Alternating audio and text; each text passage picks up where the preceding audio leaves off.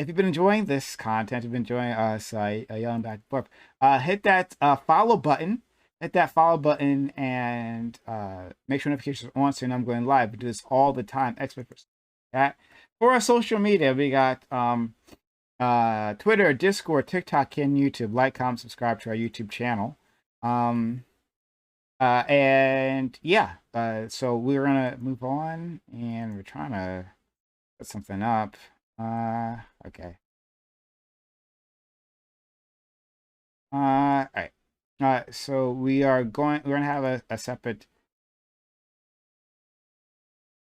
We are going to have a separate topic. We'll have a new person to be joining us. A guest star. Yeah, a guest star. Okay. So let's get started. Hey, Sonia, can you hear me? Hello. The name. Hey, thanks for being here, friend. Okay. So we are going to be discussing. Oh, first of all, before we do that, did you want to introduce yourself, Zonia? Yeah, just, I don't know. You all know who I am. So I'm just jumping in here to last minute for this very interesting topic. Should get a little spicy, I'm sure. Okay, great.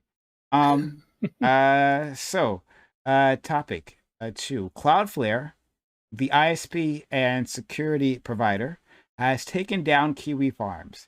Kiwi is an online forum known for its extreme far-right views and anti-trans harassment campaigns.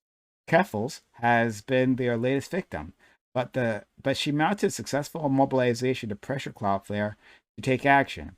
Was this the right move? Should Kiwi have been taken down for this level of harassment? Is it fundamentally different for an infrastructure provider like Cloudflare to take action rather than a platform like Facebook? And should Telegram allow Kiwi refugees to have safe harbor on their service? So yeah, I think most of you already know what's been happening with Keffels. I mean, thank you for 100 bits. I think most of you already know, but Keffels is a trans individual who has been suffering a severe amount of harassment, including doxing and swatting attempts to her, and she has seen apparently a lot of this abuse is coming from KiwiFarms, and so she, which is a disgusting place to be, really, a troll farm, and she mounted a campaign, and she basically got them taken down. There might be a way for them to get back up and running, but at least for now, they're taken down. So is this okay? Is this a line that we want in which the infrastructure providers who are different from platform providers like Facebook? I mean, these people provide literally the physical servers and the web hosting capabilities. If they're taking action, is that action any different? So we'll go around, we'll ask people. Start with Wick. Yeah, so this is an interesting case, right? Cloudflare, one of the services that they do provide, as well as hosting, is they provide protection against DDoS attacks and other sort of assaults on service and things like that. So during this campaign, one of the things that was asked by the hashtag Drop KiwiFarms people is for Cloudflare to look away while they DDoS these people into oblivion and things like that. I understand the sentiment, right? But Cloudflare put out a statement saying that if they were to do that, it's like asking the firefighters not to respond when Bigot's house is on fire, or someone we find morally reprehensible is a victim of arson. There's dangers to that. One of the dangers that they pointed out is that when they have dropped people from their service in the past, and they mentioned 2 examples of when they did, it led to them receiving increased pressure to also lower their services and drop the services of human rights advocacy groups. And this is something that gave them a lot of pause and caused them to change their policy. We've seen this with services like Facebook. Whenever their censorship tools are used in order to target human rights groups in authoritarian countries, right? And this is a real pressure that they faced. They did release a second statement in which they did drop them ostensibly, and I can only go by their word here, because of an imminent threat to human life and safety because of an escalation that occurred. I'm not exactly sure what specific thing they were referring to there, but in that statement, they also acknowledged that it was very possible that in taking this action, they have actually escalated and made the situation worse. But it was a very gray area. Do I think they should have dropped KiwiFarms? Not for the first reason, but yes, for the second reason. Imminent threats and emergencies like that, yes, reducing service. And to be clear, KiwiFarms was down for 20 minutes. It's back up now. It's on a much less stable provider, but it's still being hosted by Russian servers and things like They that. went back down again a few hours ago, and they've been down since. Fair enough. It's an ongoing situation, but it's not gone away. And to act like this is the only site that has done this or doing this, and that there aren't leftist sites that do this as well, groups and discords and stuff that purposely target people like the Quartering, Kai Clips, and other things for swatting and doxing is just silly. At the end of the day, swatting and doxing shouldn't be a tool on the table that we use at all. That's my statement. Okay, that's a long statement. That was a really long statement, but we appreciate and love you, Wick, right? Let's go to the loss of here means also a loss of a sense of time. All right, let's go to Corey. Yeah, well, so I agree with your last sentiment, Wick, of like swatting and doxing pretty much should never be done, no matter where you are on the political spectrum, and should not be on the table as a tactic, regardless.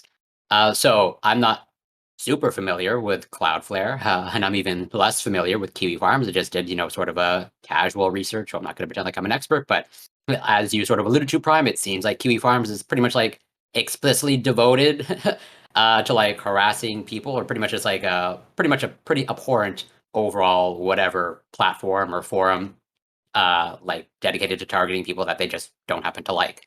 And again, based off of my sort of casual research, like there appears to be like a number of suicides. There appears to be a body count associated with KiwiFarms. Whether directly linked, I guess it's arguable, but there appears to be an association between some people taking their life and KiwiFarms and the harassment that they receive from KiwiFarms. And so operating under the assumption, and this might be a false assumption, that Cloudflare is pretty much a private entity. I don't know for sure that it is, but it seems like it is.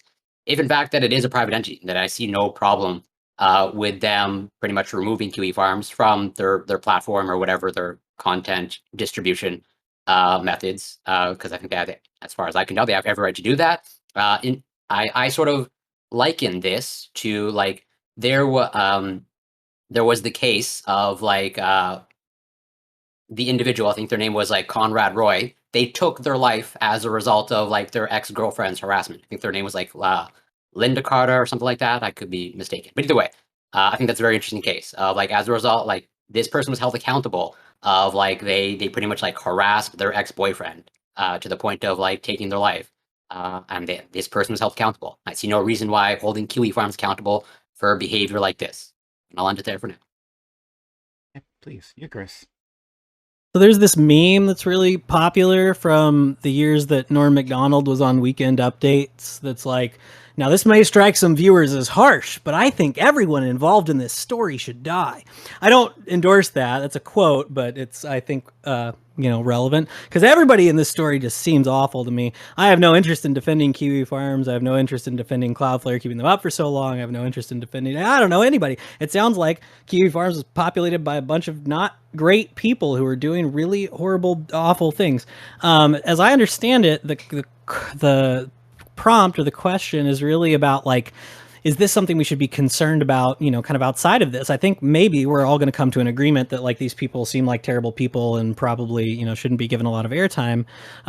This is sort of like the arguments that we had around when Amazon Web Services banned Parler, right? It's just a question of like who is able to access, you know, the mechanisms and the technology that it actually gives you a platform and an access to the internet, and should we be concerned when providers start cracking down on who has access to it? I'm not sure at what point we should be concerned, but I don't think this is a point we should be concerned about because, like Wick articulated, this is a pretty clear threshold that was crossed. Like imminent threat to human life, that seems like a pretty good line to draw for anybody who hosts websites, that's the point where you should probably take that website down.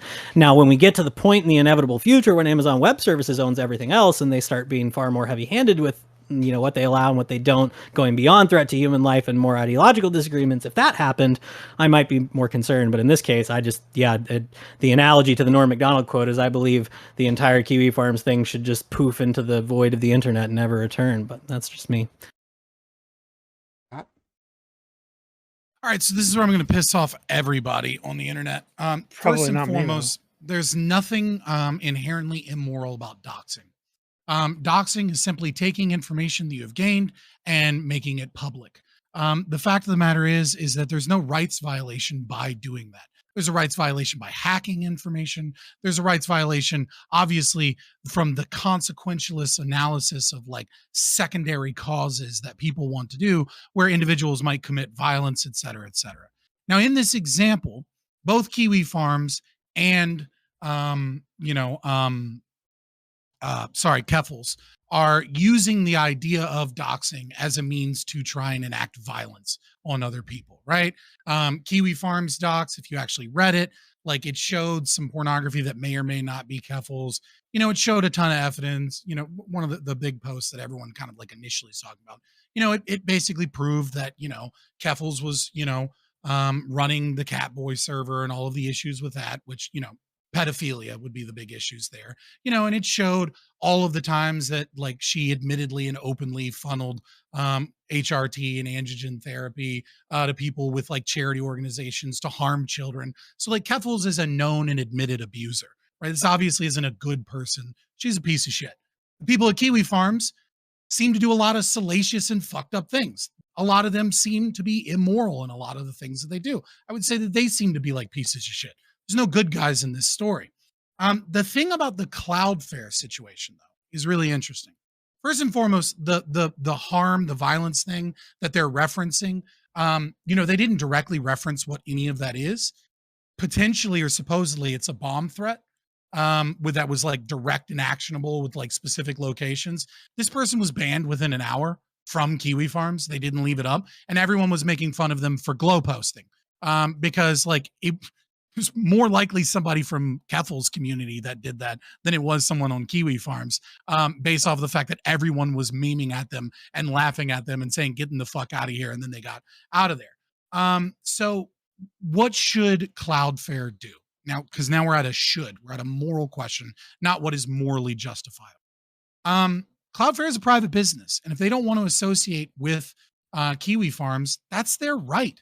And I get it. You know what I mean? KiwiFarms is a shit place. Like, it's not like a great fucking place. They did it with Daily Stormer and they did it with 4chan, right? These are both, you know, Daily Stormer, famous neo-Nazi website, 4chan, you know, famous website where people can post anonymously and troll, and the media thinks is responsible for every bad thing that ever happened. And usually doesn't have any evidence of it. But regardless, the problem with Cloudflare doing this is that Cloudflare has reputation management, just like any other business, right? But Cloudflare's reputation is less so based on like association and more so about what it is that they provide, which is protection and security. And much like the old days of the SPLC and the old days of the ACLU, right? When they were defending neo-Nazis because they were so pro freedom of speech. It's kind of the same situation with Cloudflare. If you give up on certain people, it has a kind of chilling effect on your own, not chilling effect in the constitutional sense here in America, but it has an effect on whether or not people are going to use your service because of the next bit of controversy or because the next human piece of garbage Keffels decides that you're the target of their ire, like, you know, Destiny or whatever. Like, let's see how controversial the next time is. So I don't think it was a smart move by Cloudflare. I think their justification is probably based off of bullshit glow posting, but ultimately they have the right to do that. And if you want to dox people, dox people. There's nothing immoral about it. There's plenty of times where doxing is a good thing that people should do. Like, you know, if you had some personal information about Hunter Biden, I don't know, that might be good to put that information out to the public. All right, let's go to our friend Adobe. I actually agree with everything Scott just said, and I don't think I could say it any better. So yeah, what Scott said basically. Okay, I'll ask about that later. Let's go to our mysterious friend below. I largely agree with what Scott said, but I want to clarify a few things and kind of provide some additional information and another angle to look at it. So, first of all, we should clarify what KiwiFarms is. KiwiFarms is a message board where a bunch of no-life having basement dwellers who will never know the touch of a human being stalk people and obsess over them and post information on them and oftentimes accumulate a lot of information. The platform itself is intended to be mostly unfettered speech platform with some very restrictive, strict exceptions. And so it allows people to go as far as like doxing people and accumulating, sensitive information on people and creating profiles on people that a lot of other people can pour over and add additional information to. Now, who was actually going after Keffels? That's a big question mark. KiwiFarms is like an aggregation point for data, and Keffels is one of the people who has become a spotlight for Kiwi farmers. Lots of people who would want to go after Keffels could get that information from KiwiFarms as a one-stop shop. But a lot of that information is actually available elsewhere. Whether or not Kiwi farmers themselves were the ones like swatting her and such, that question is still up in the air. We don't actually know. So oftentimes, and oftentimes that stuff is done by like groypers on Cozy TV and shit, right? So like they're the ones who do a lot of that harassing stuff and use information off of KiwiFarms to harass people. So keep that in mind, that there is a separation between the aggregation of information and the obsessing over people, and then what actual attacks are happening. And we don't really know if those are related. All we really know is that all the information is mostly located in this one site called KiwiFarms.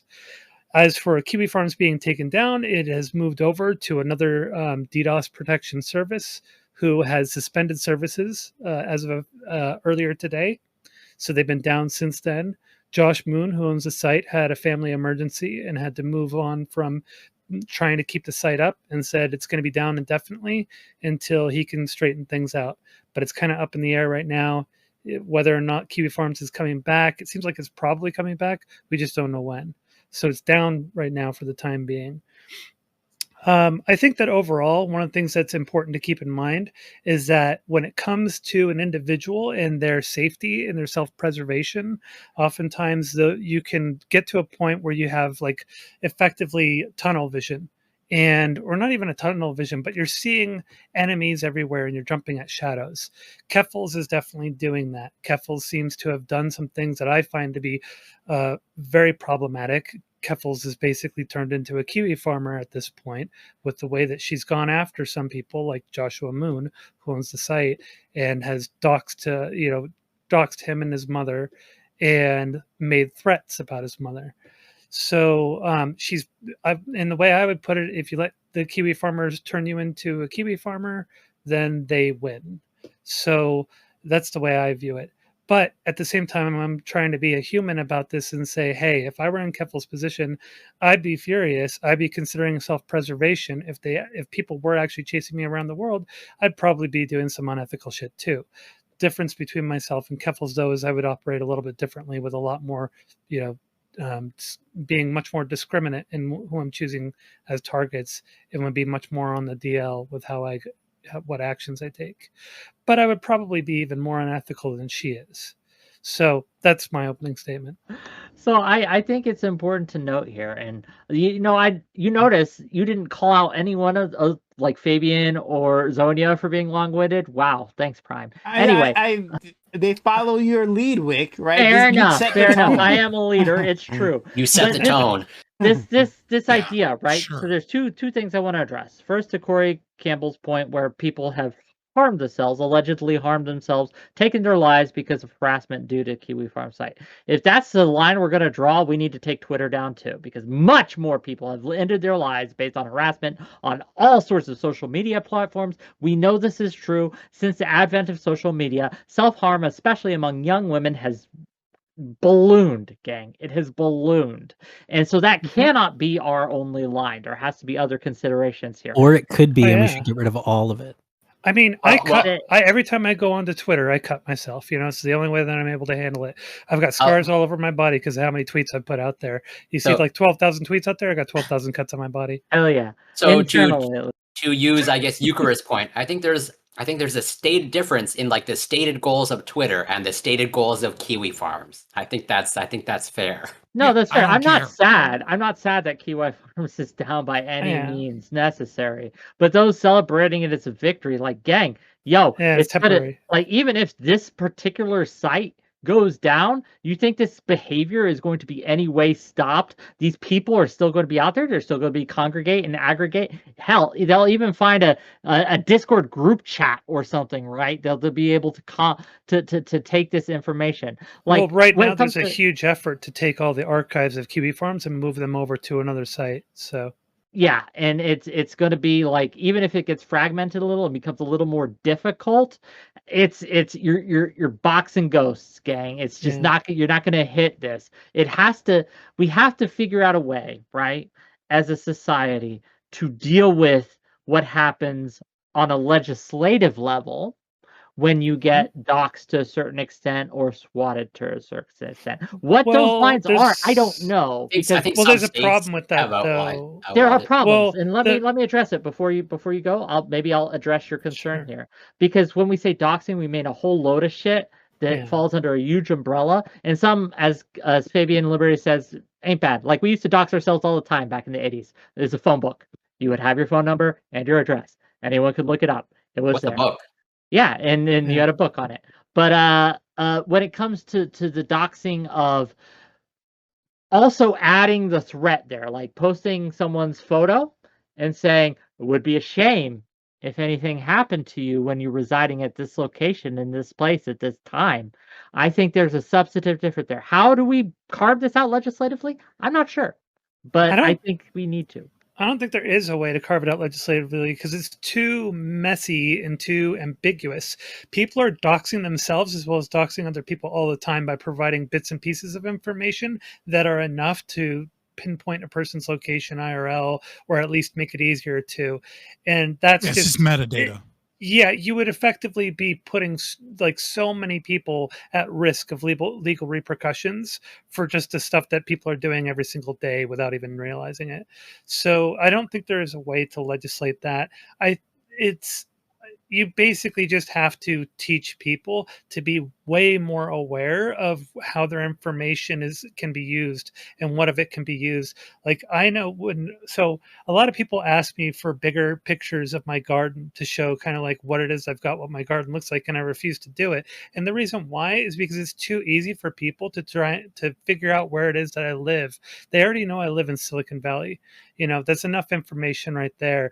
Any additional information can pinpoint where it is that I am. I pay attention for things like reflections and eyes. When I was taking pictures of my cats, because the cell phones cameras are so good these days, I would realize, oh shit, you could see the reflection in their eyes. And they could see, because at one point when I had my cat out in the garden in the front yard, you could see the reflection in her eyes of the street sign that was across the street.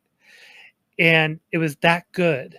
And this is something that you can see. You take a picture of yourself, like in front of, you're going and getting your coffee or something. Is this a new Apple commercial?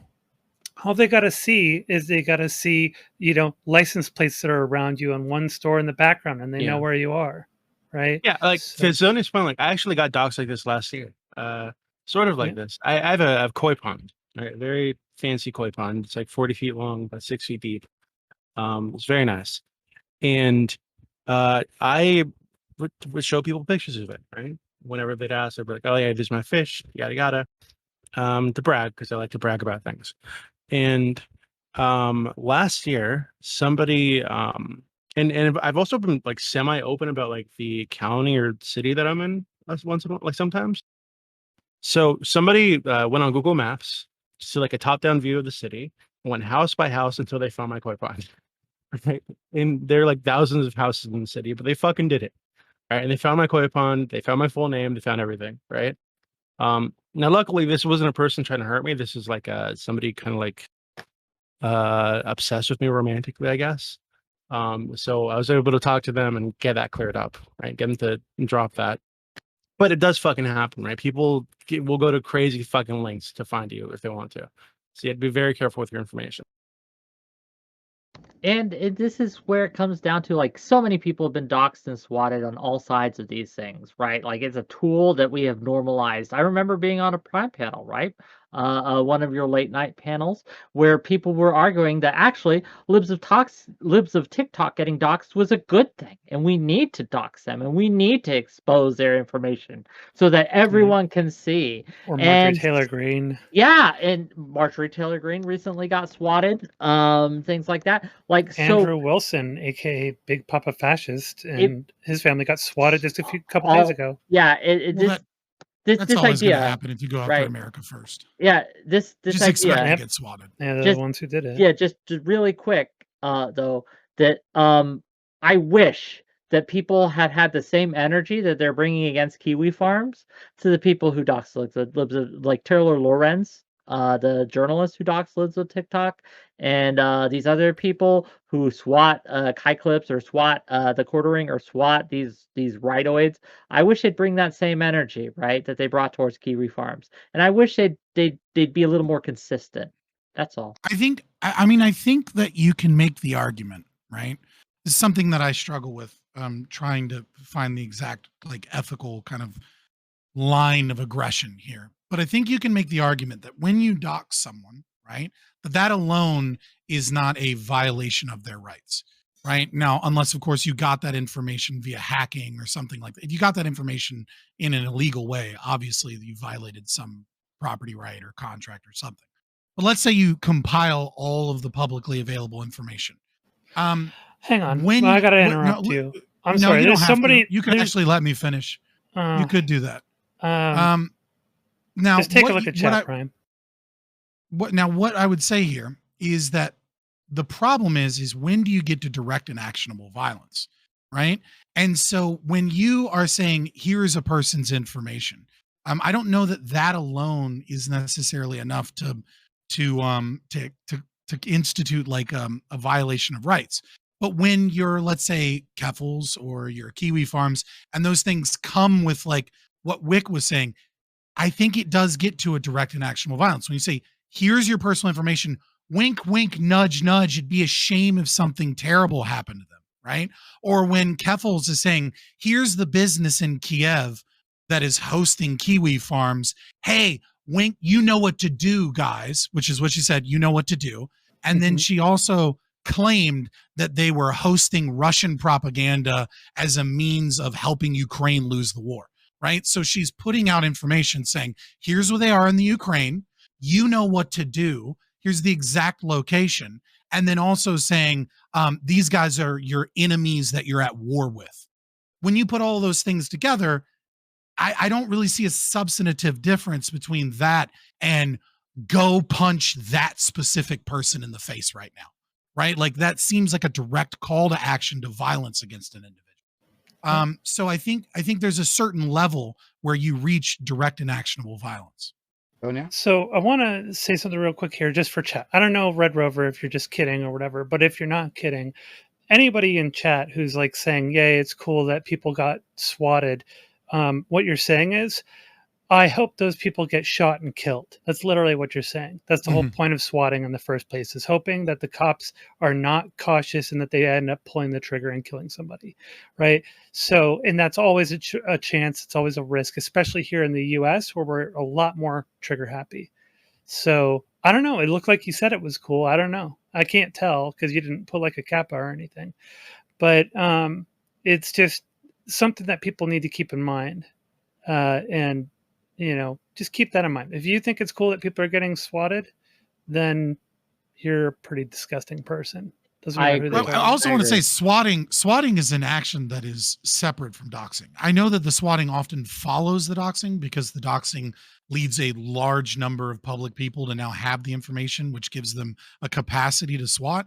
But I think we do need to also like make sure that we draw a line between these two things. Now there's not like that's not the only danger from doxing, right? There's what's called dox talk, right? TikToks that make a habit of doxing people and then taking and directing their viewers to contact this person's place of employment, right, to get them fired. So, yeah, it's what Keffels is doing with and that is not. It's not as bad as swatting, but it's not good, gang. It's an intimidation tactic. It's a way of trying to create to get someone's income taken away, to destroy their life. And a lot of being that we live in a capitalist system, and there you can cross that off your bingo cards, gang. But given that we live in the system we do, it's a way of trying to destroy their lives because for whatever reason you're trying to do it.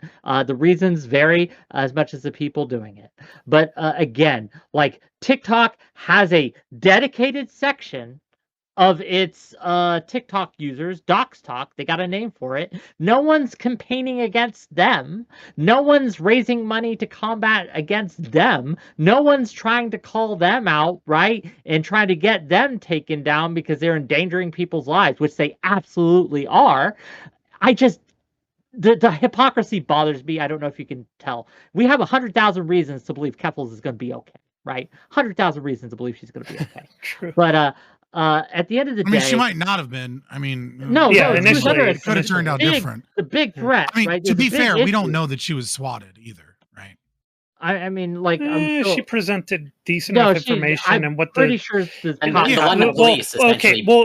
using the term incorrectly because the police chief said that they actually executed a warrant. On a door, right? They executed a warrant. So swatting is not executing a warrant. Swatting is, okay, we've got a threat right now that we have to address. You're not going and getting a warrant.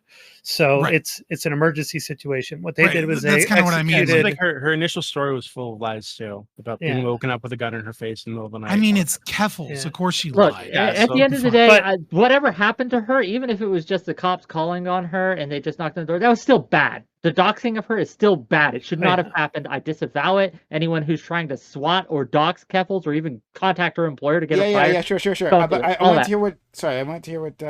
We got that part. I want to hear what our mysterious friend was trying to say. Like, in terms of, like the validity of the arguments. I hadn't heard all of these. Like the validity of the story. Excuse me. Yeah, so it turned out later on that after the police chief it came out with a statement that what actually happened was they had served a warrant. There had been threats to multiple politicians that were done under the guise of being Keffels, and they got a warrant and executed the warrant. And so they said that they had to do enhanced security measures, I think they said, which I'm guessing implied that, like they had an AR-15 or something. They didn't say what weapons that they had on hand, but Keffels said there was a rifle and they didn't contradict that. So I'm guessing when they said enhanced security measures, it meant that they had, they had SWAT gear with them, but they were executing a warrant. They weren't busting in or anything. Well, there's two other parts of the story that are missing here, right? Keffels also claimed that they dead named her the entire time. We don't need to go into that. That's a side thing. Right. Well, I was just like, the credibility of the story, right? Like in Keffels. I mean, I'll just assume Kev. Okay, well then I'll stick to the next one, right? Which is that they confiscated electronics.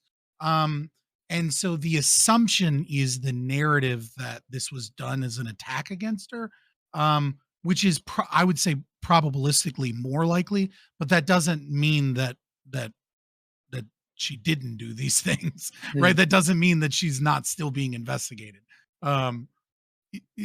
So I'm just saying, like, it could still be legitimate, though I would say unlikely. Well, these people suspect that she wasn't dead named. Sorry, I want to know that. Like, yeah.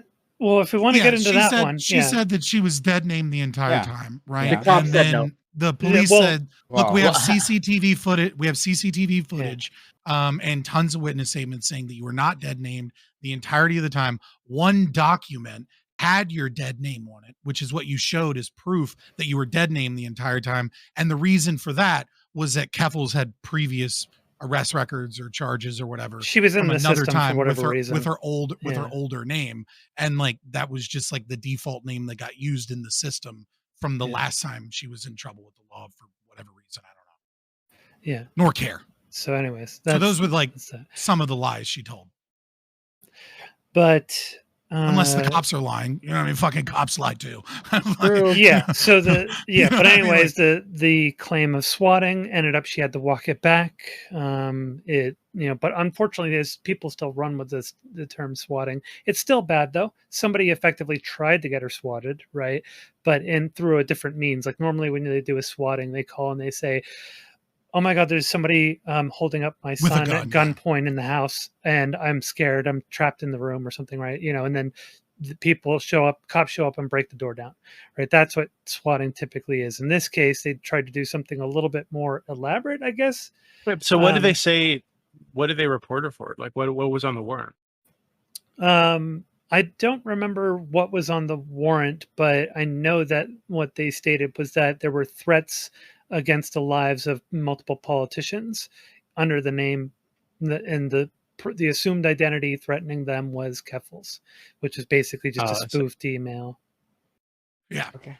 And they sent a photo of a handgun as well, along with the threat. Now, the reason this is important is because then she made $100,000 off of it, Canadian dollars, mind you. But with this narrative, it's monopoly money, but it's still money. Yeah, she also claimed that she was going to bring a lawsuit against the London Police Department. When I say London Police Department, I don't know. Well, I'm not going to pretend like I'm an expert on the whole, but I don't know that she ever explicitly said she's going to bring a lawsuit against. Yes, she did. London. She did. She said she explicitly she was said that suing the the leftover London money Police from Department. moving would go towards the Well, so lawsuit. I did read the GoFundMe. And if page, she's like, living in Europe now, that might be an excuse to not bring a lawsuit or something. We'll see. I don't know. Well, I don't care. yeah. If you're stupid enough to give Keffels money after she already had like 30 grand, like that's on you for being a stupid simp. I don't know what to tell you. No, like at least going by, because I was on the panel, Wix panel, sort of touching upon that. Like I read Keffels' GoFundMe page. I don't think it ever explicitly, like unless she said it somewhere else, but at least on the GoFundMe page, I don't think she ever explicitly she said it on like Twitter. Okay, well, I'm blocked by her on Twitter because I associate with the wrong people. Yeah. Which is Don't another follow thing. tweets from Star. That's me You get too. an insta ban. Yeah. Yeah, I'm a moot of Nicholas Diorio, so I'm blocked. Oh. Yeah. So now, I mean, depending on how we want to explore this, because I've talked before about like how, like I thought it was really stupid, the public campaign, because it's not really going to solve the problem. They're just going to move around. They're going to get Josh Moon when if he does end up getting, coming back to restore KiwiFarms, is just going to get more clever. He's going to make it more decentralized. He's going to make it more resilient to these things, host it on multiple services across the world, and just make it so there's too much of a moving target and it's too distributed to take down. And like I was saying, a social campaign, it feels good, but it doesn't really solve the problem. And it also kind of opens up some problem areas. Like, I don't know how honest the Cloudflare statement is, but it certainly seemed to me like there was a lot of pressure on them, because they even stated in that statement that the pressure was mounting up. So are they, and this has already happened 2 times before with 2 other sites that they ended up, canceling. Daily Stormer and 4chan. It wasn't 4chan, it was 8chan or 8chan. I apologize. And so there's a little bit of a problem there, because they're effectively saying, hey, there's a social lever that you're allowed to tweak when you're pissed off. And over time, what happens inevitably with those social levers is the bar will kind of get lowered. Destiny made a statement about this. He was talking about how he was tempted to possibly donate to KiwiFarms to help give them more capital to find better hosting and make themselves more resilient, because he felt that once KiwiFarms goes down, he's next on the chopping block. That Keffels will then use that same leverage, that same social power, to go after him, who is also, he's using Cloudflare's traffic filtering This is services. important because this Keffels has the mainstream media, like in a very real way, journalists, Vice, The Guardian, all sorts of these different institutions, right, have rallied behind her. She was immediately granted access when it comes to being reported on. She has the strongest support system I've ever fucking seen for anyone. And she's gone from things like 400 to 600 viewers to 4,000 viewers. This has made her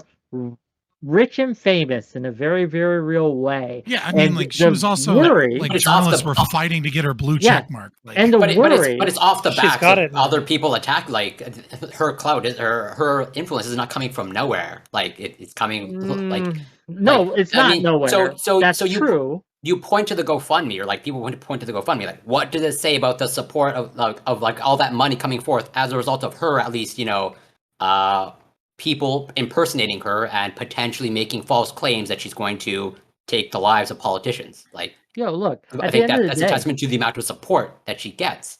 yes, but the way you use your platform is important. It matters. I don't disagree. And I think that the way she's used her platform to attack literally anyone who remotely disagrees with her, and she is no stranger to using doxing and all these other kind of tactics which she has railed against KiwiFarms for doing. I mean, She has wanted and expressed So the will to. I want to go on. hear from Eucharist, if Eucharist has any thoughts at all on any of these things before I continue, because I'm trying to organize how I feel about this and like where we go with this conversation, because we weren't, the point of this conversation wasn't necessarily to talk about the details of what happened at Keffels, but more, you know, the infrastructure. But like Eucharist, what are your thoughts? Yeah, I mean, I'd be fine to talk about the more infrastructure part, because yeah, I'm just like, I just have such little interest in like the drama of the day kind of stuff. I'm so far removed from this. I touch grass every now and then, and so like I just like Keffels, you know, yeah, like you guys are highlighting things that she's done that seem like not great, and but obviously it seems like there's some dirt bags on this forum. But yeah, I think the broader like infrastructure question of like what does the future look like when you know, a popular content creator might be able to marshal kind of a backlash against a site with people who disagree with them. I know that's not like, I'm stripping that down to something that's not what happened here, right? Far more happened than that. I think that's maybe the concern that the broader conversation could be about. It's like, okay, this case, you know, we could quibble about details.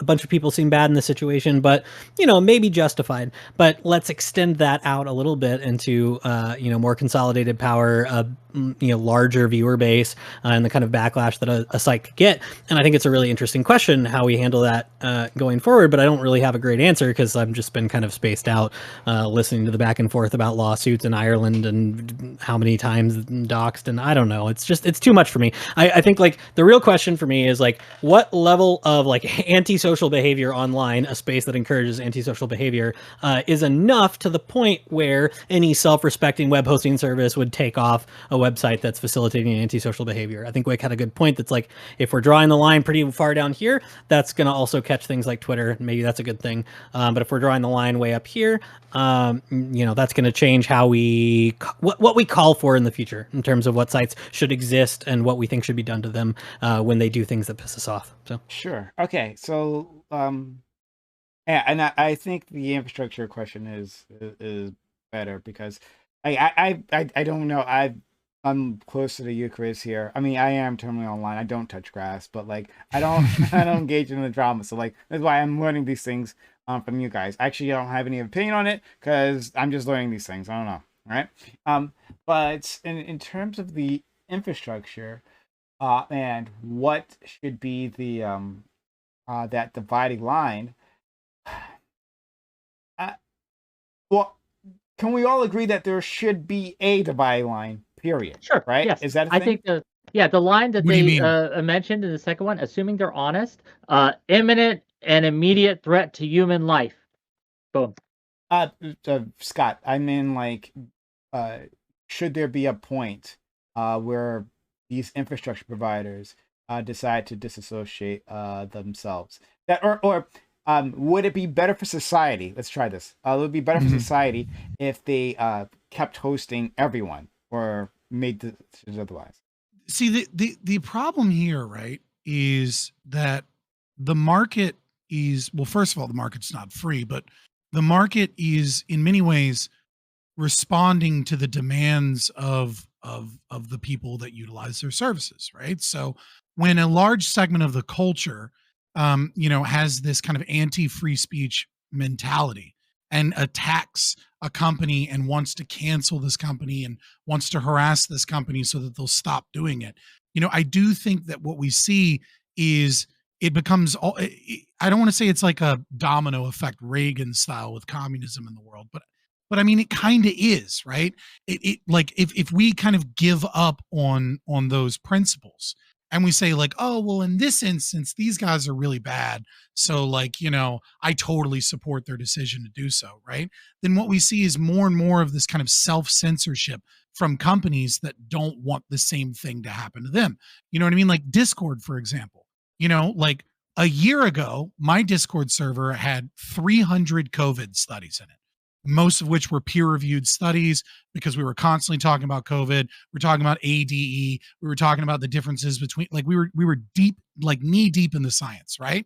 And then a whole bunch of Discord servers just got nuked retroactively based off of past things that were said because Discord was afraid of mounting pressure about COVID. And so what did I do?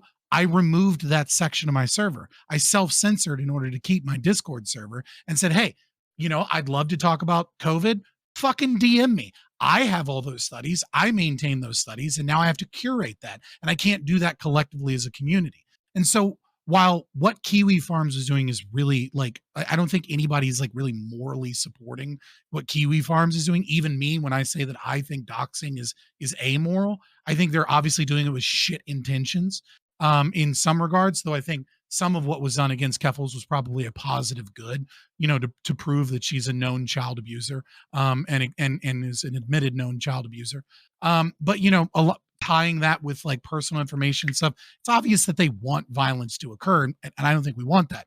But we also have to be really careful about, as a culture, just letting companies get away with mounting social pressure and then just being pussies, because it can create an effect where we don't have free speech platforms, or we constantly have a paralleled system where hardcore left-wingers are on this secret site and hardcore right-wingers are on this site and normies are on like regular government pressure sites, and we're not even communicating anymore.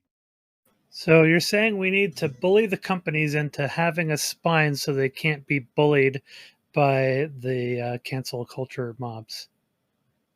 I appreciate that Kathy Newman take, but that's not what I'm saying. We need to speak out. Yeah, I just I understand what you're saying about like, well, if one social pressure campaign works, then what about these other ones? And you might disagree with these other social pressure campaigns.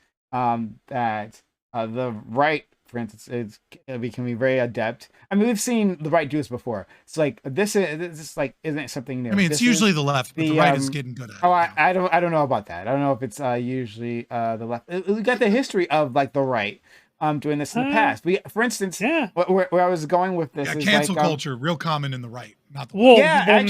Mr. Girl just got canceled by the right. He literally got mass reported by the Cozy TV mob, and they took him down. They banned his main YouTube channel and then suspended him from his other.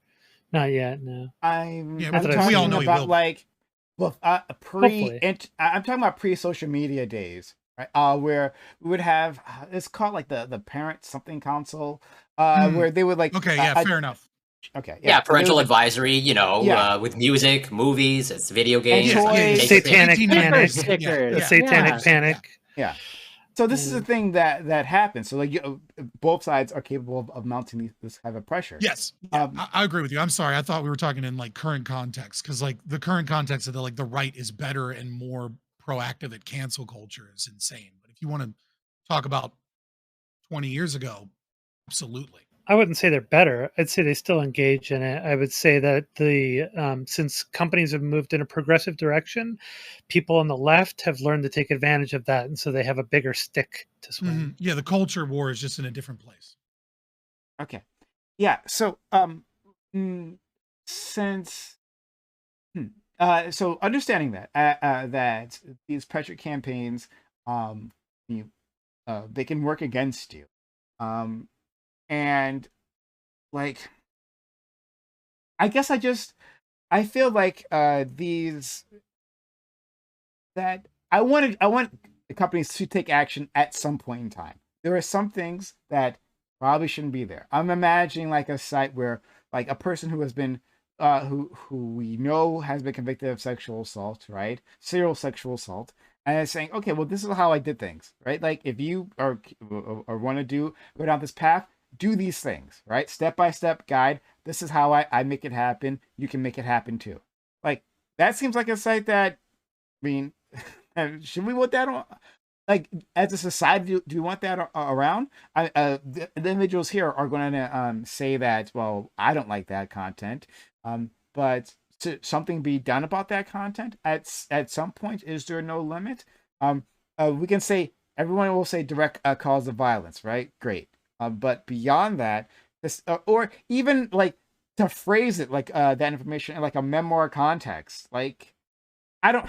But then I don't know. Yeah, even just having some page where her address and shit is stored, like that's like even if they're not directly calling for violence, even that might be over the line, right? And does that include like encouraging someone to take their own life? Like, so but then like let me address. I want to address the where the address is stored. Like we all voluntarily give all sorts of institutions our address, right? And Sure. and that's stored online. It's got to be stored somewhere. So I don't think that's the line, right? I think that obviously can't be. It has to be more than that. How many of you are using a VPN, right? Like, because if you're not using a VPN, you're giving your IP address to like every fucking website you go to. And like unless you're in an apartment building, right? Then you basically gave them your exact address. Yeah. So Wick, I think that the issue that I have is this way I agree with Zonia, right? This doesn't seem like something that can be addressed with law. It seems like something that needs to be done individually by like website providers or hosts or whatever. Because it is so difficult to capture every bit of nuance that you need to make a rule about this.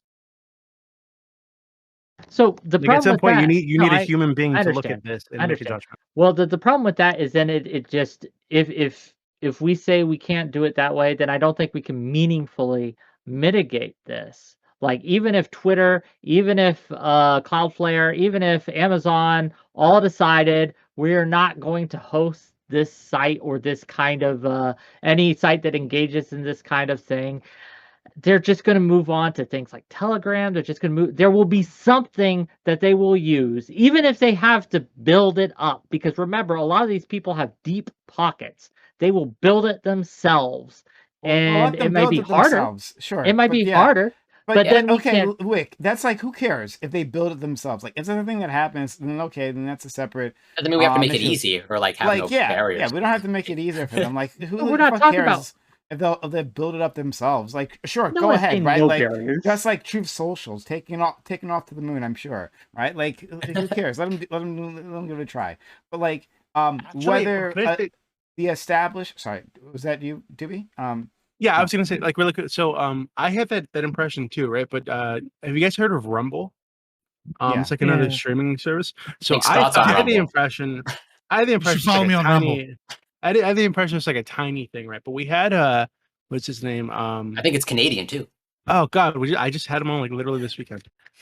Something Hinkle. Fuck. Jackson Hinkle. I had him on my server on Saturday or Sunday for an AMA, right? and he was streaming on Rumble. And he had like 1,000 people watching him on Rumble. There are other streams with like 3,000 or 4,000 people watching. So there is a community there, right? So like I don't think it's just something that like I'll go to True Social as if like there aren't communities there that are growing is enough. And because I think we should acknowledge that, hey, yeah, if we push them off enough, eventually these communities will grow. And the problem comes, we can't this is the reason this is bad, right? Because we know that it's harder to track these movements. The public, by and large, it just something isn't on their radar, so they can't combat it. They radicalize each other, right? Because there's no pushback to their echo chamber, and it just creates this tailspin that leads directly to real life violence. And you say, yeah, sure, but this is something we have studies on. We know it's true. Yeah. Oh my God, Rick, I know. But we also have studies like showing there's some aspect of deplatforming that works. Yeah, deplatforming works. And what does that even mean? Works. Oh, 1 second. Hold on. Shit. Fuck. I'm trying to get somewhere. Like I've been trying to do it for a while. Holy shit. So I'm going over what I said previously about like the sexual assaulter, the rapist, who puts online how I did these things, right? But then I thought about a site that my audience, if you've been here for a while, know that I visit often, Literotica. I like sex stories. It's a lot of fun.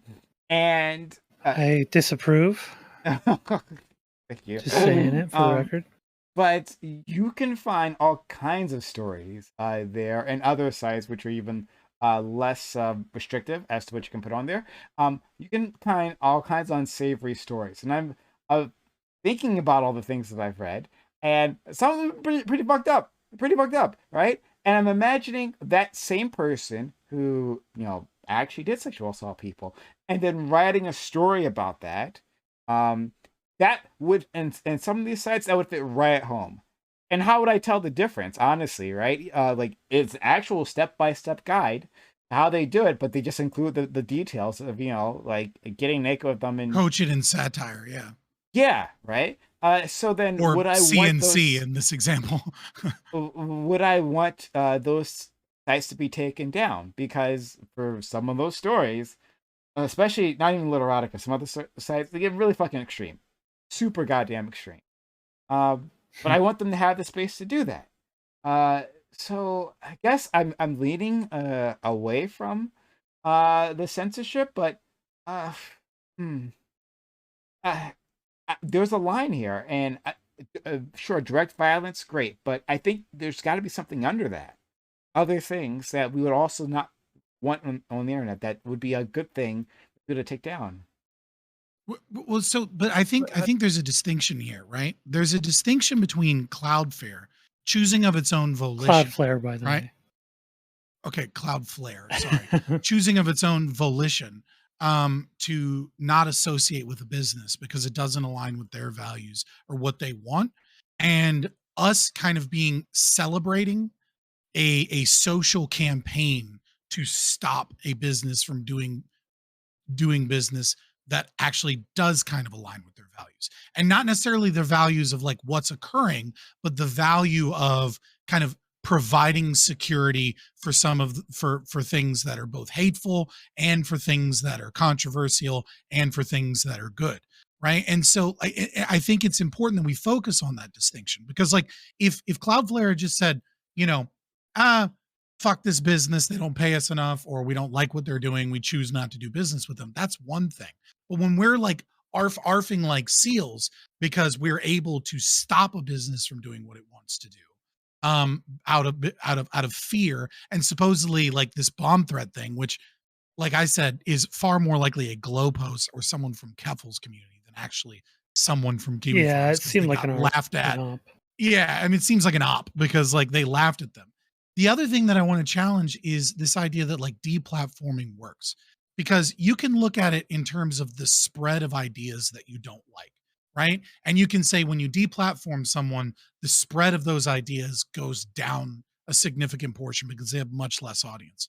But I think what Wick is really focusing on is the isolation of those ideas, right? Because like if it was more acceptable to talk about, let's say, the great replacement theory in open spaces, maybe we wouldn't have had a Buffalo shooter.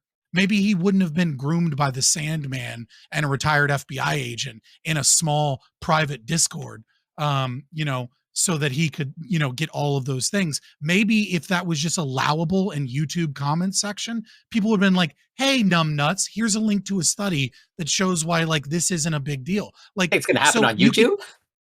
Well, I mean, like wherever, that, right? Or Yeah, maybe it's absolutely. Twitter or wherever it is, right? But when you start banning certain ideas and conversations and you push them to the edge, you might reduce their overall impact, right? And I would say it's a violation of rights unless the business themselves tries to do it. But setting that aside, right? You might reduce their overall impact, but you also isolate those ideas within communities that radicalize themselves to a further degree. And keep in mind, all these studies show that it works, quote unquote, show is that it doesn't spread as much on the specific platforms that it got banned from, which no shit, Sherlock, right? Yeah. Obviously, but we cannot track the spread of these ideas on the platforms that haven't banned them. And by golly, gang, it's spreading. If deplatformed worked, we wouldn't have more like of these right-wing ideas just in the mainstream space. That's now. not. Wait, like, no.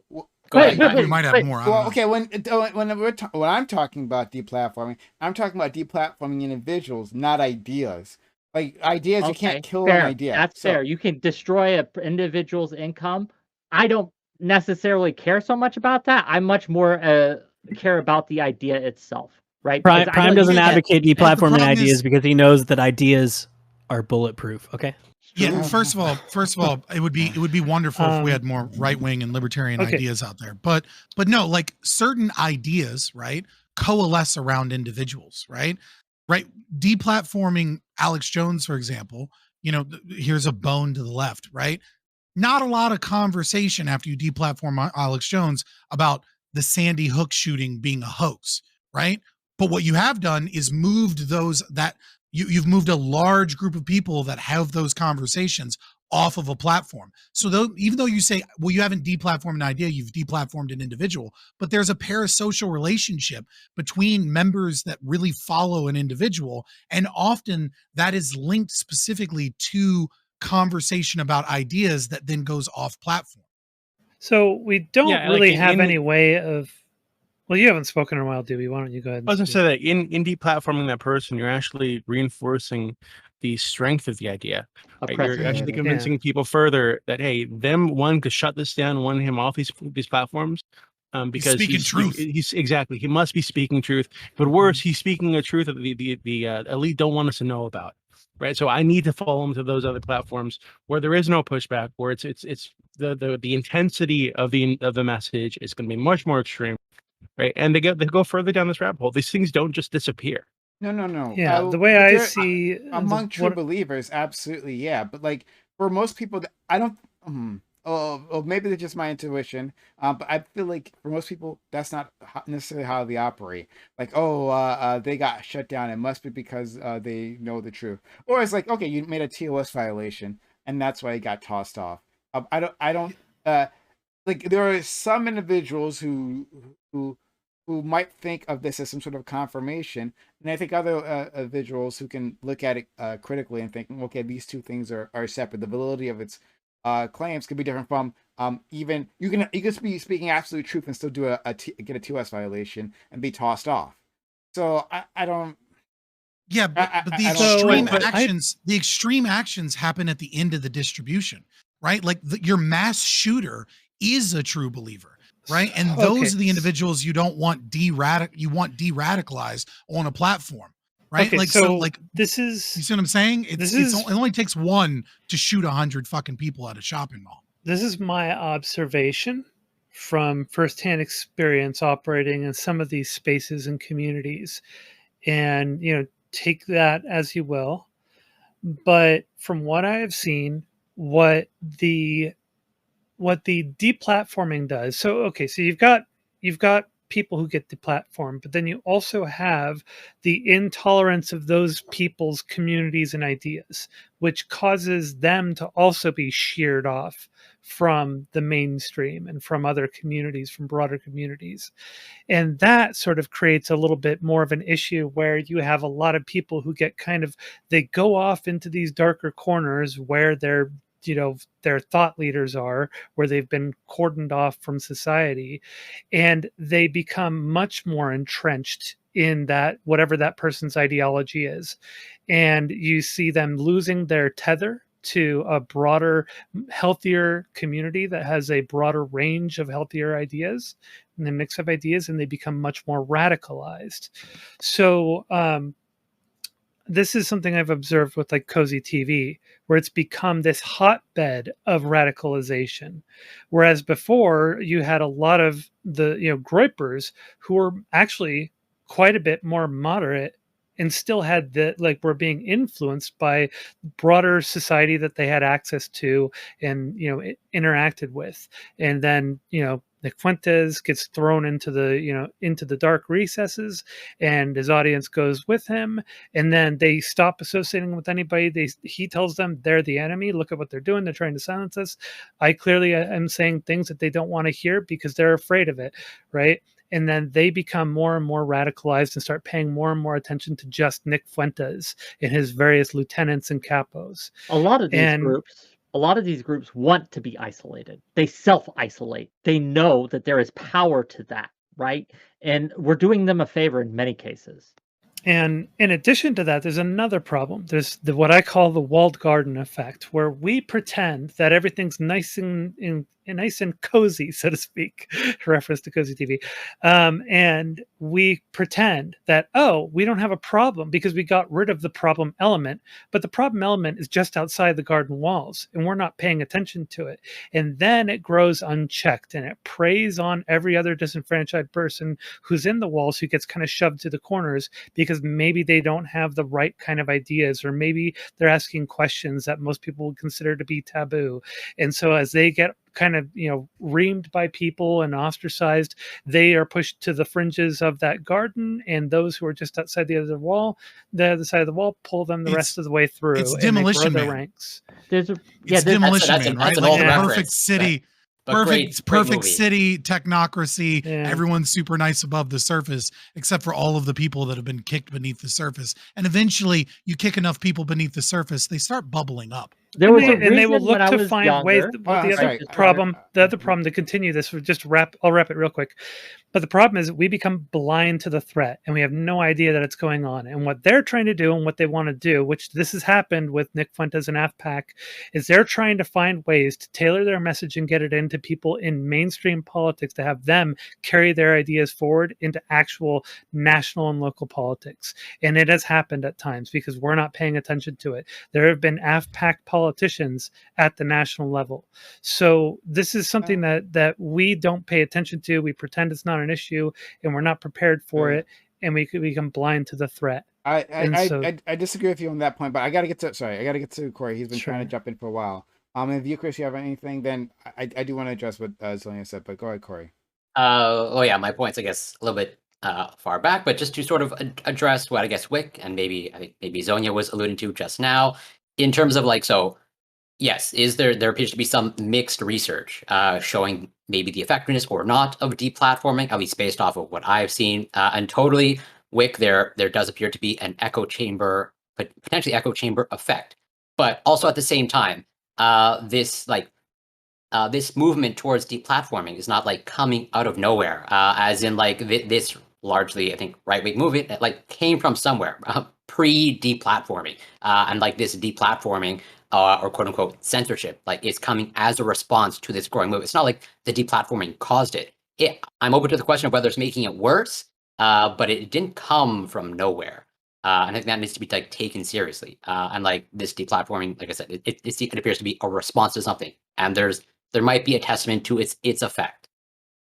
Well, this is kind of what I actually I kind of recognized a paradox in this recently, that The problem is if you advocate for platforming these people who have been deplatformed, inevitably what happens is their ideas are seen as detestable by the broader society. And what happens, broader society says, we don't like that. We don't want those people, get rid of them, and we deplatform them. So it's like a paradox, right? Platform them, we see it, we see how ugly it is, they get deplatformed. Platform them again, we see it, it's ugly, we deplatform them.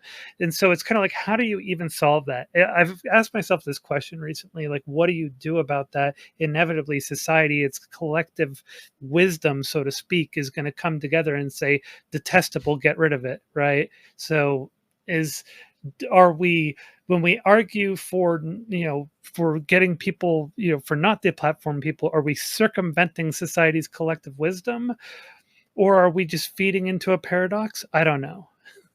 It's a weird one.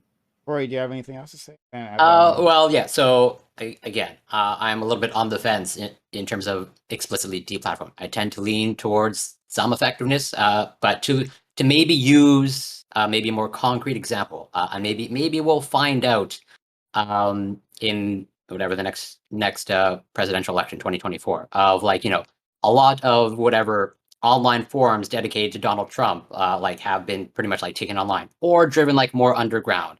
I'm curious, like, how much like the Trump movement has grown or not grown, or like has since grown since 2020. I hope to find out that it has worked and that Trump, if he chooses to run, will be ineffective in 2024. But that, I guess, remains to be seen. Oh, did you really just say that? Did you really just say, like, yeah, there's problems with echo chambers and possible radicalization, but hopefully we can swing elections in our favor by deplatforming people, and that won't cause like issues. I don't think I said that. I don't think I said that at all, Scott. Did anybody hear that? I didn't hear that. Yeah. So you're saying hopefully it works. Did you not say that? Well, maybe I said I don't know. I said I don't. Maybe try steel womaning his position. Steel womaning. Hey. So what is your, I'm sorry, no, you just advocated. I think I explicitly said that I'm on the fence see the about effect of it. Yeah, I said I think I explicitly said like I'm on the fence about deplatforming. I like tend to lean towards maybe it's effective. Okay, so I won't allude to what you're hinting at and simply ask you outright. Do you think it would be a good thing if deplatforming led to less votes in that regard?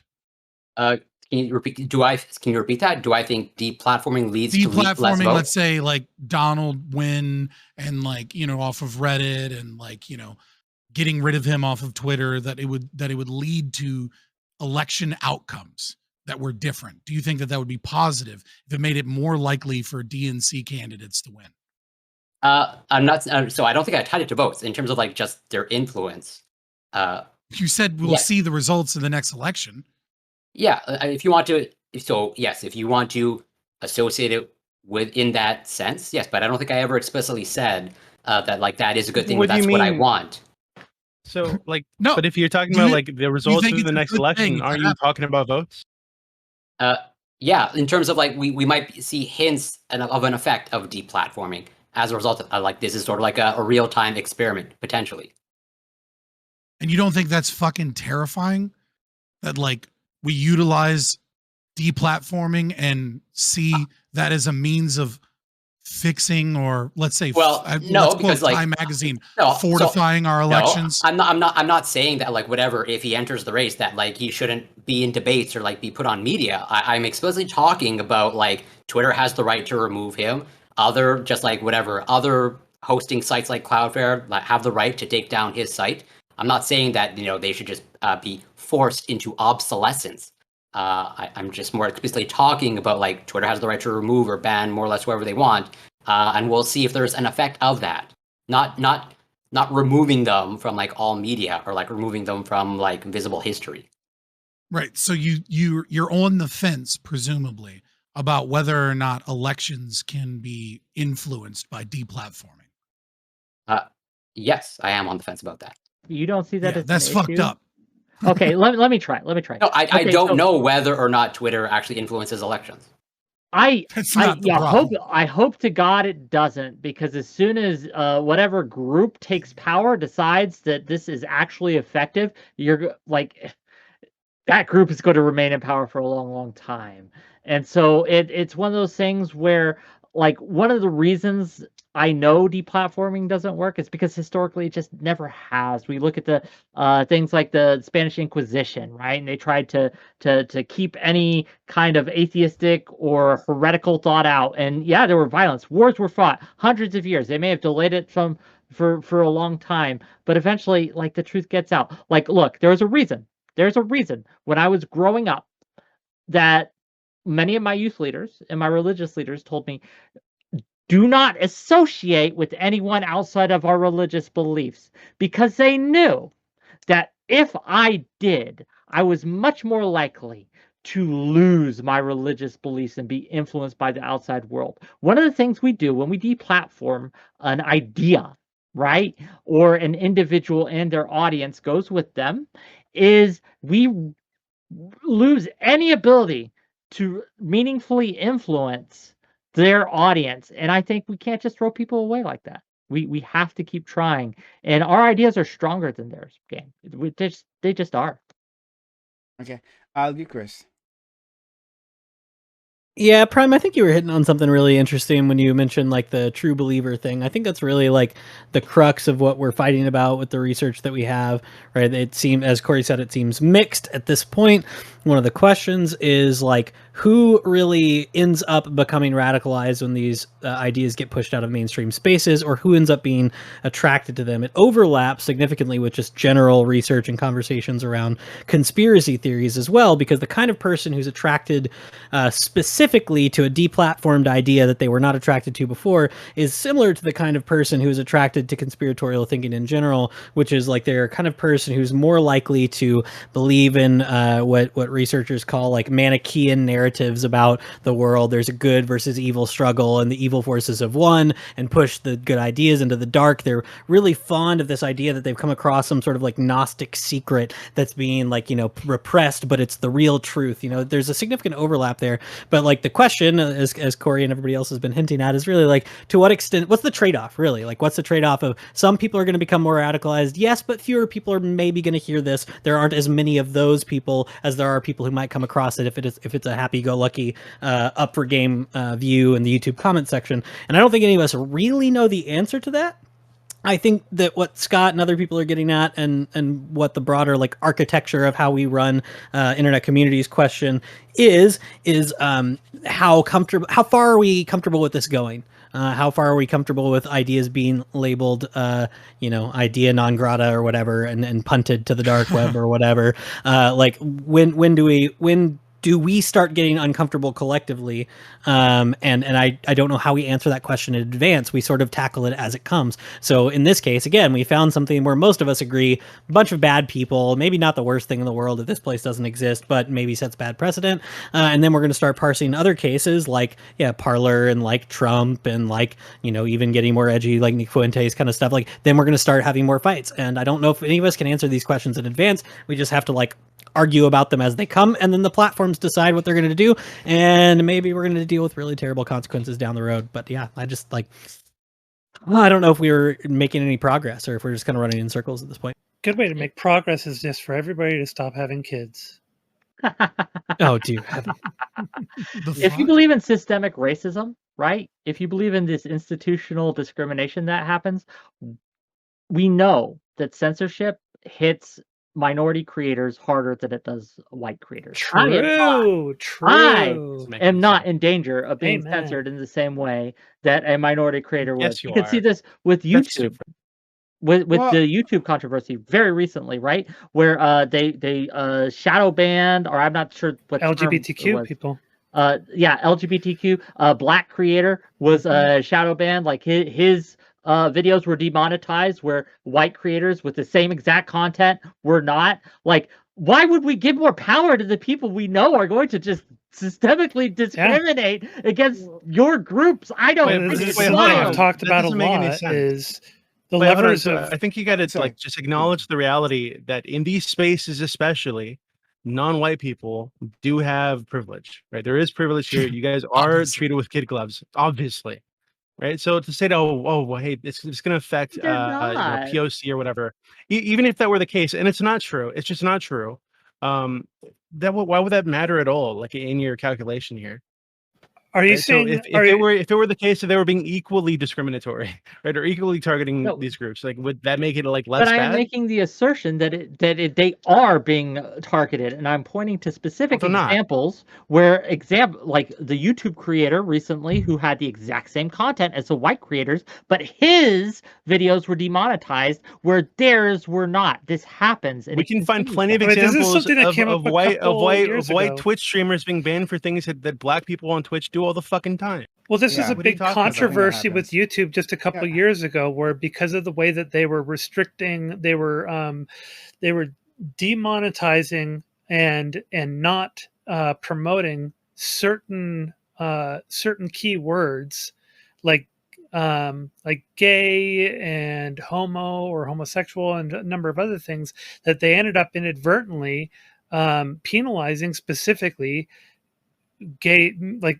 content made by gay creators, especially where they were talking about issues that gay men face. I'm not and sure such. how inadvertent it was And- because they were made aware of that. And Yeah, kept well, doing they it. were made aware just of it, think- Yeah. but it I took them a just while think to it's- act on it. But they did say that it was a mistake due to the way that they were filtering based on that language, and they weren't trying to specifically target Yeah. LGBT creators. Sure, But- I need to address this thing that Wick put out there, talking about people of color being the targets. People, but the same people that you don't want to deplatform, you're saying that it'd be allowed to just be on these platforms and say whatever. Let's take Twitter for example, right?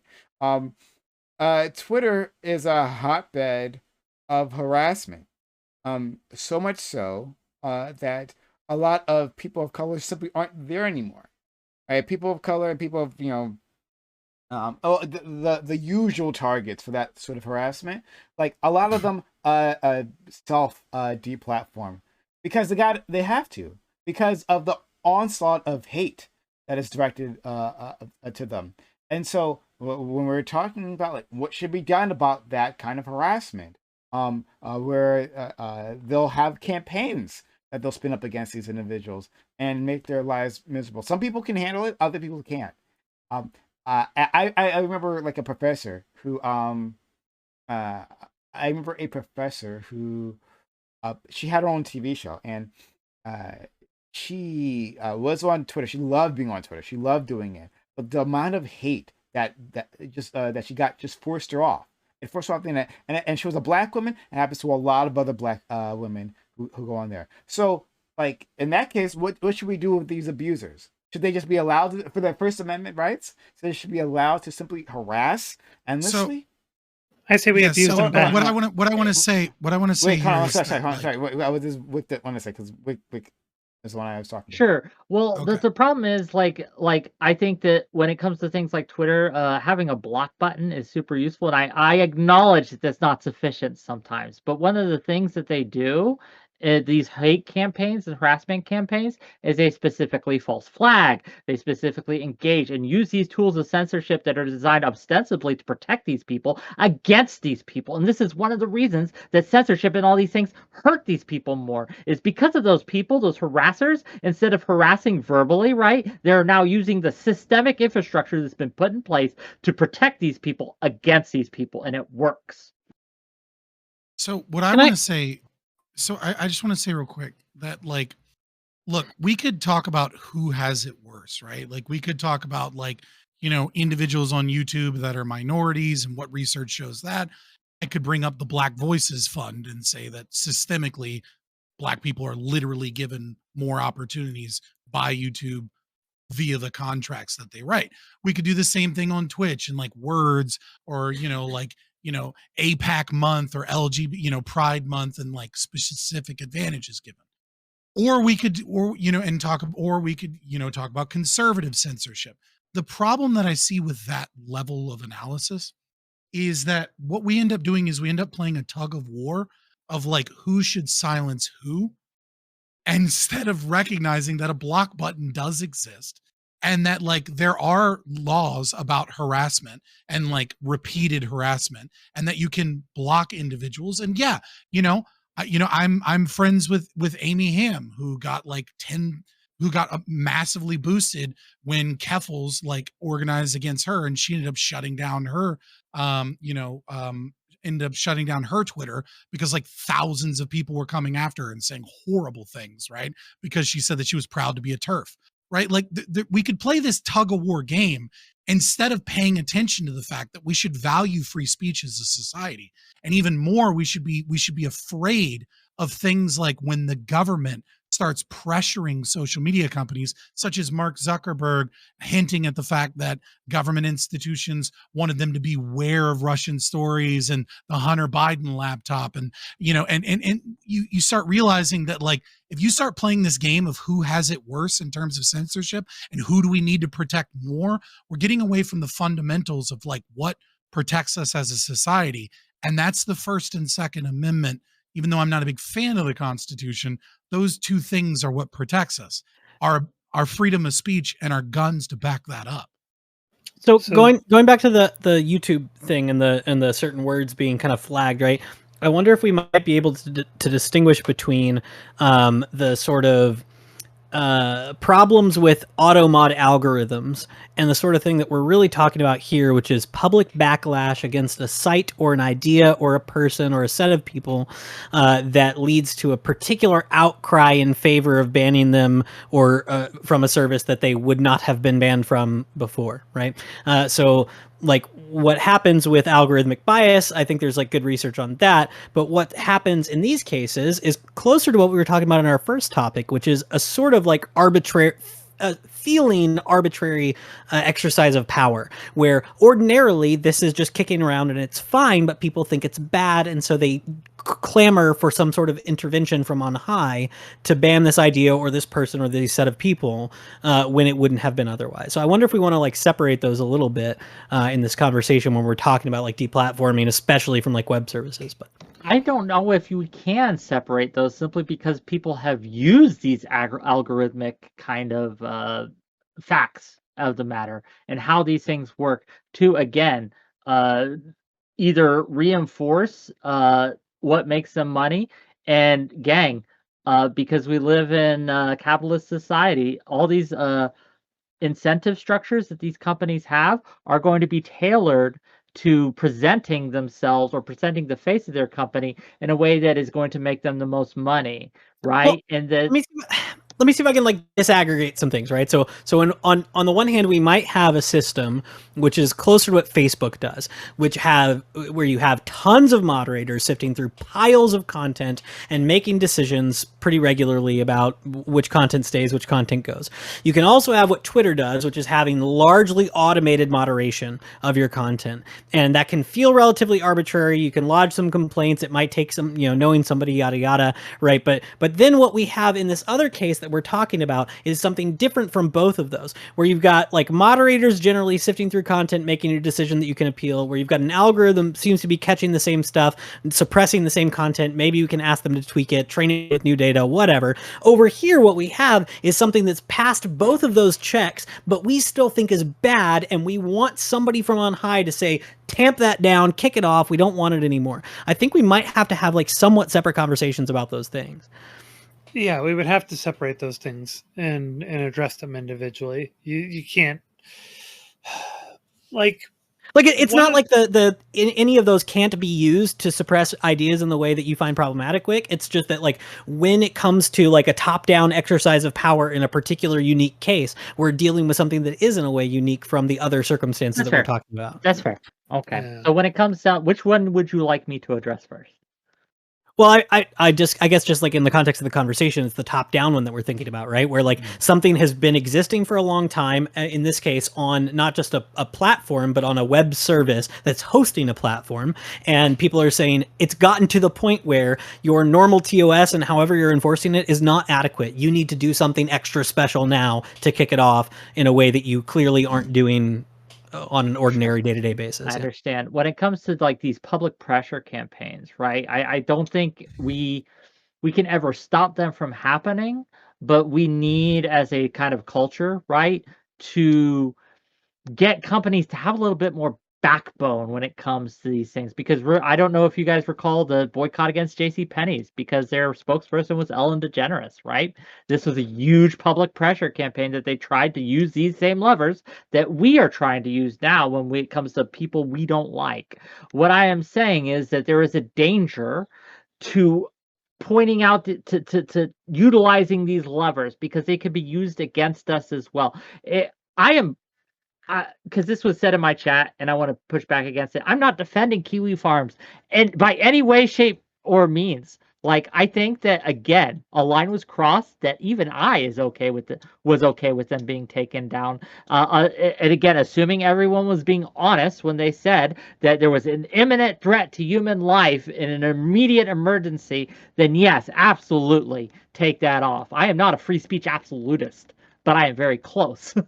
Because when we use these social pressure systems, when we normalize their use, it's inevitably going to have a huge backlash against the most the groups with the least power. And as it turns out, gang, in the world, the groups with the least power are the minorities, the LGBTQ community, socialists, etc.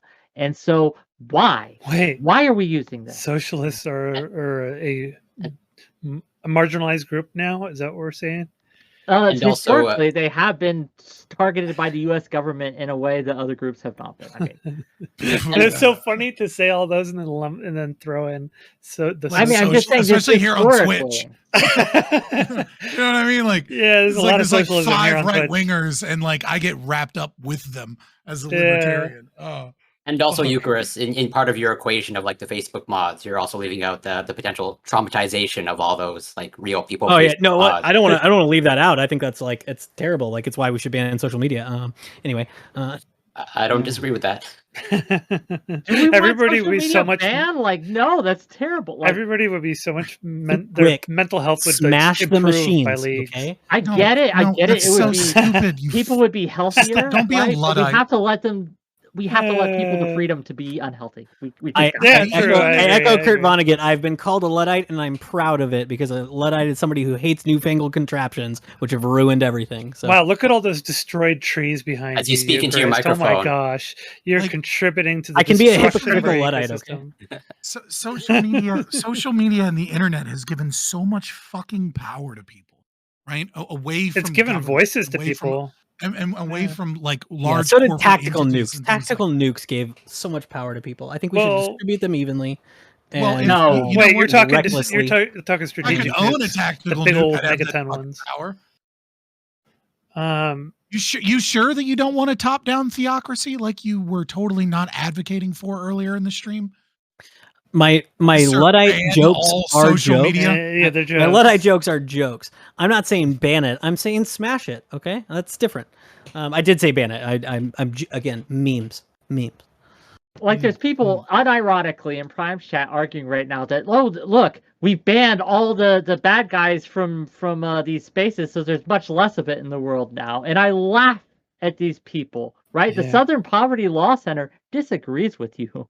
Like every metric we have shows an uptick in hate crimes, an uptick in anti-Semitism, an uptick in racism, and all these things. Like, but you think, right? You think it's going less because you see it less. And as Zonia mentioned earlier, it's this walled garden effect, and it's crazy to me.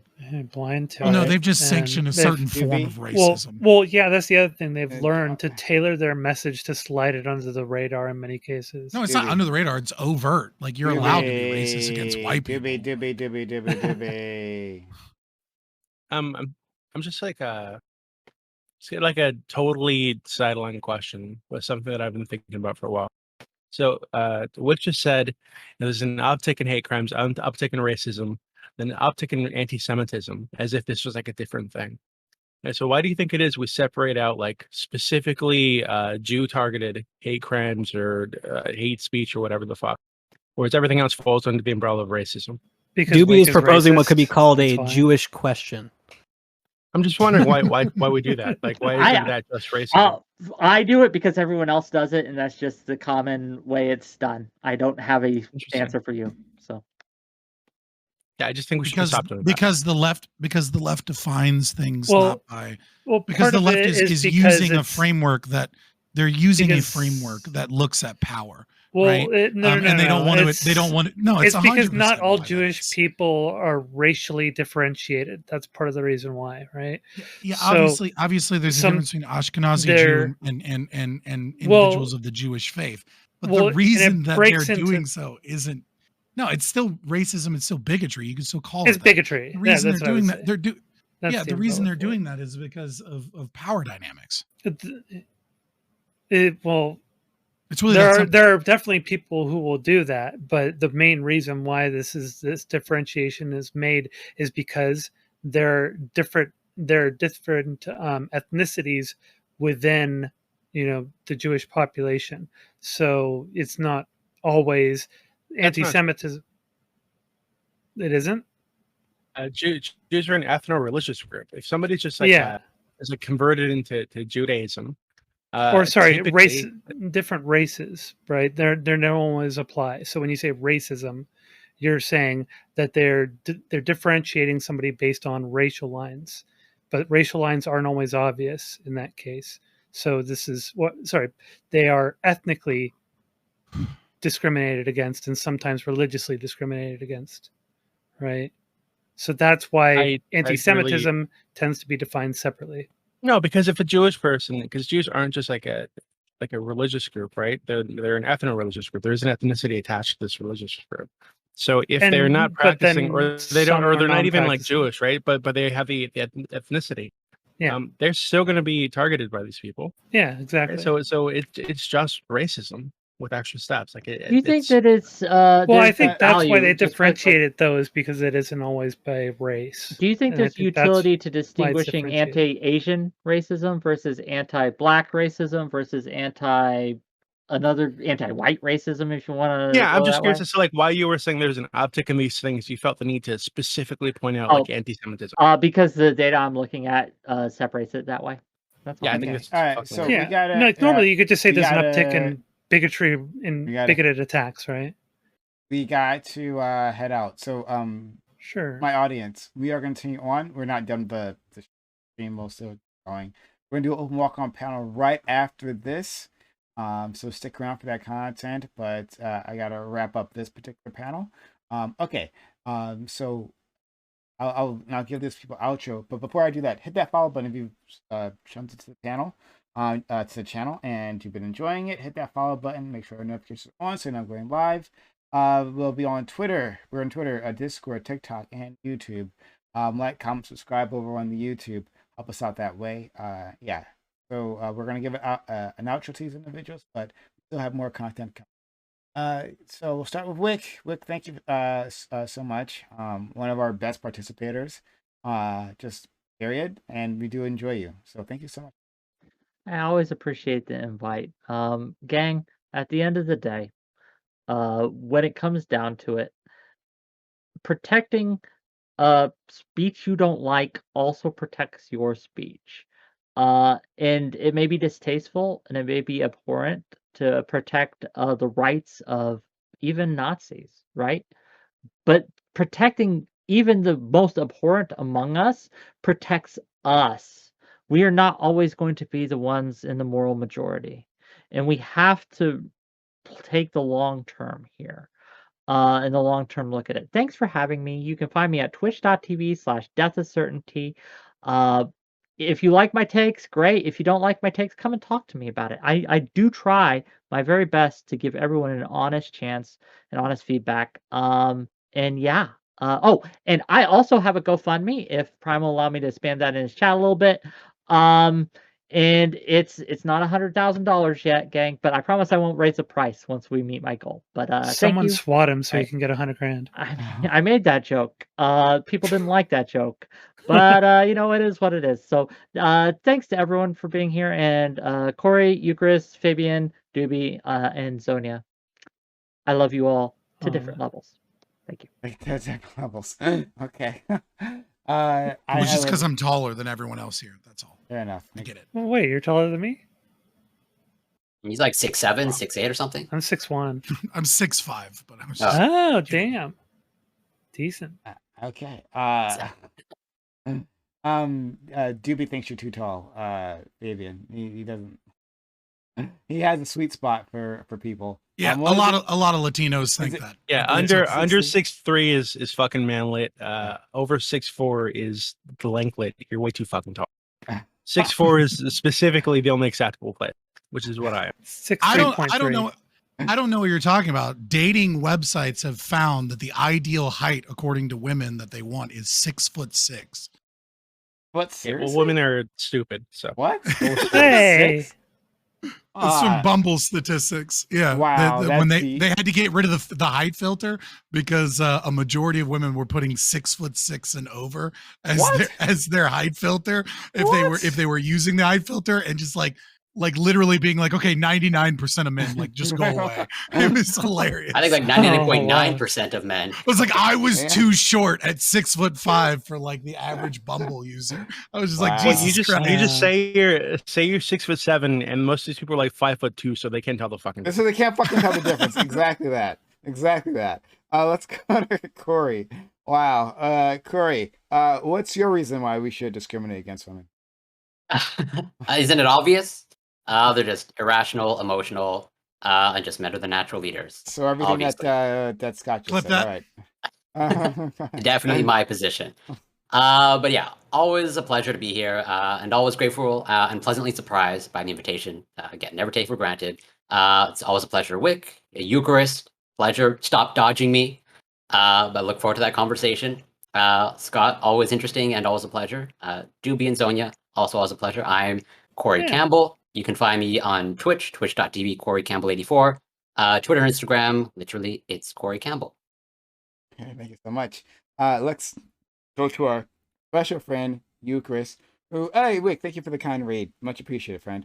For our friend, Eucharist, who I have missed so much, and I'm glad you came on here. You did what you usually do. You weasel all my fucking questions. And you frustrated me. I don't And he weasel. weasels out of our conversation. I don't weasel. I answer them That's it. well. This is the problem when I'm not as extreme as you want me to be, Prime. I can't be as spicy as you want me to be. No, because direct is the word you're looking for. I'll be as direct as you want me to be, Prime. I've been as direct as I can be in the past, and I will continue to be so. But thank you for the invitation. I'm glad I was able to make it. I am going to have to hop off right away because I have a very, very early morning touching grass and all that stuff. But y'all were great to yell at, and I'm sure we'll hash more of this out in the future. So Thank you, buddy. Bye. See you, Chris. Good being on a panel with you again. Deuces. good to see you. Nice seeing you, having you back. I can't wait to talk about Maid with him in Canada. Why would that? Medical assisted or medically assisted Death and euthanasia. Okay, sure. Yeah. No, what the hell is it? Physician assisted suicide, but medically assisted, death, essentially. Yeah, I couldn't remember Basically, the name of the it's acronym, totally metal. Totally metal. Okay. Medical assistance in death. That's what they call it in Canada. It's the number 6 leading cause of death in Canada right now. Next, we Euthanasia. will go to our friend Doobie. Doobie, thank you so much. Our Dark Lord and Savior came through. Thought-provoking questions there, so we do appreciate that. Yeah, no problem. Thank you for inviting me. I'm Doobie. I help run the politics server on Discord, discord.gg/politics, or just Discord. What is it? It's politics.gg in your browser. Either way. We do a ton of weird shit. We have Haz from Infrared coming on Sunday at 6 p.m. Eastern, so that'll be really fun. He was on a couple weeks ago, and we had a great time with him. Vosh is either next Saturday or the Saturday after that. I need to double check. But yeah, Vosh will be there too if you want to talk to him. And yeah, we are the best and biggest politics server on the Discord platform. Hundreds of people in the voice channels all day. It's a great time. Thank you so much. Doobie, you'll be on the open panel? Yeah, I'll hang around for a bit. And let's now go to Zonia, our best friend. The void lurker. Her associate. But thanks for being here, friend, as well. Yes, I am the Kiwi Farmer Hunter. You can find me at discord.gg/politics or politics.gg. It's an amazing place where some pretty wild stuff happens. Really cool people there. You can find Doobie there. Vosh will be there as well on the weekend. We've got some fun events coming up. So yeah, and thank you for having me on. I really appreciate it. I like jumping in at the last minute to talk about this subject. It just means a lot to me. Like, this is a subject I talk about a lot. I've done a lot of research into it, and so I really wanted to be a part of it. Thank you for letting me do that. Otherwise, yeah, good to be on a panel with you guys again, by the way. Oh, you're absolutely always welcome. You already know that. Whoever you are. So thank you so much. Next we have our friend Scott. Scott, thanks for being you, right? Being the lovable you that you always are. I love coming on PrimeCayes on Monday. You may think it's because I love debating, and part of that is true, but mostly it's because I need an extra day to figure out what the fuck happened in the world over the weekend where I was busy and not streaming. And PrimeCayes is the best way for me to just, hop in and like not know what's going on whatsoever and still crush every contender over and over again. I never do research, boys. All of this, the notes and things, that's all a lie. I'm just going off the top of my head. I appreciate it though. But if you want to see a good debate, Wednesday, I will be streaming on YouTube, which I don't do very often, but I need subscribers on YouTube. Fabian Liberty. I'll be at 8 p.m. Eastern. I'll be debating T-Jump on the ethics of socialized healthcare, which should be the most nerdy, over-the-top technical philosophy debate. So I'm sure there's at least one, maybe a half a person here that'd be interested in that. I'm Fabian Liberty. You can find me everywhere. Thank you so much for having me. I appreciate everyone here. Usually I don't appreciate Wick at all, but tonight he agreed with me, so I like him. So hey, glad to be here. I'm worried for my numbers now, right? Like, I'm gonna lose a few followers because I dared to agree with you. It's all right. It's all right. Scott and I agree on IP. I put Scott's channel, his YouTube URL in the Twitch chat, so you guys, hey, check him out. Scott's been a good friend of our community. Let's help him out. Hate watch. Yeah, I just want to let you know, if you hate watch and you thumbs down my videos, that's just more clicks for the algorithm. So, that people don't seem to realize it's the same thing, right? You're actually helping them. Right, it's the same shit. YouTube doesn't care. We'll monetize the hate. Yeah, it's just as long as engagement. But anyway, yeah, head up Scott's channel. Scott's a great participant here, and we actually are appreciative of him and his views. Okay, so we're gonna go on to open walk on panel right after this. Anyone here can join us, and I hope a few of you do come through, right? But if not, that's okay. Thanks for spending your time, your energy, your knowledge, and your passion for my community. I know they appreciate you. I do. Good one. Bye. Thank you so much. Deuces. Bye. Have a good one. Okay.